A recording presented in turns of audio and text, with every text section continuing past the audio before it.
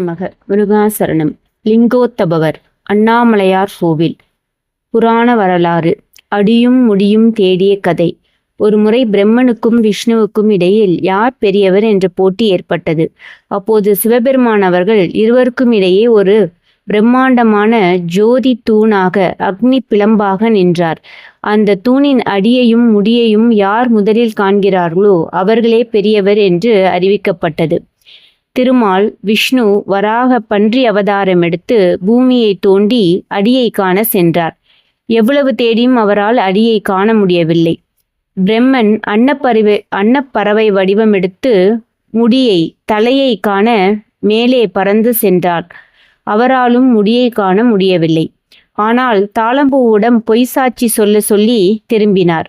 இறுதியில் இருவராலும் சிவனின் ஆதி அந்தத்தை காண முடியவில்லை.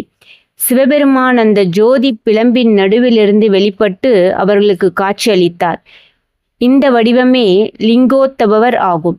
சிற்ப அமைப்பும் அடையாளங்களும் சிவ ஆலயங்களில் கருவறைக்கு நேர் பின்புறம் உள்ள வெளி சுவரில் லிங்கோத்தபர் பிரதிஷ்டை செய்யப்பட்டிருப்பார். இவரது திருவுருவத்தில் சில முக்கிய அம்சங்கள் இருக்கும். மத்திய பகுதி ஒரு நீண்ட லிங்க வடிவத்தின் நடு பகுதியில் சிவபெருமான் திருவுருவமும் முழுமையாகவோ அல்லது பாதி அளவிலோ செதுக்கப்பட்டிருக்கும்.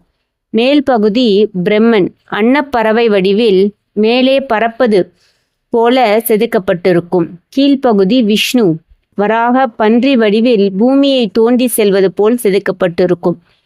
திருவடிகள். லிங்கோத்தபவரின் பாதங்கள் பொதுவாக வெளி தெரியாது. அவை லிங்கத்துக்குள்ளே மறைந்திருப்பது போல் இருக்கும். ஆதியற்றவர் என்பதை குறிக்க. ஆன்மீக தத்துவம். லிங்கோத்தபர் வடிவம் ஒரு ஆழமான தத்துவத்தை உணர்த்துகிறது. ஆதி அந்தம் இல்லாதவர், இறைவனுக்கு தொடக்கமும் இல்லை முடிவும் இல்லை என்பதை இது காட்டுகிறது.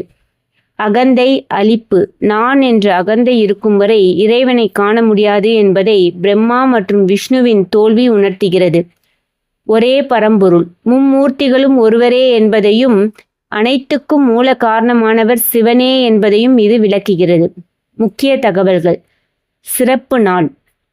மகா சிவராத்திரி அன்று நள்ளிரவு இரவு 11:30 மணி முதல் 1 மணி வரை லிங்கோத்தபவ காலம் என்று அழைக்கப்படுகிறது.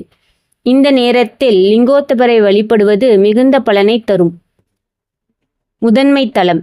இந்த நிகழ்வு நடந்த இடமாக திருவண்ணாமலை போற்றப்படுகிறது. அங்குள்ள மலையே லிங்க வடிவமாக கருதப்படுகிறது.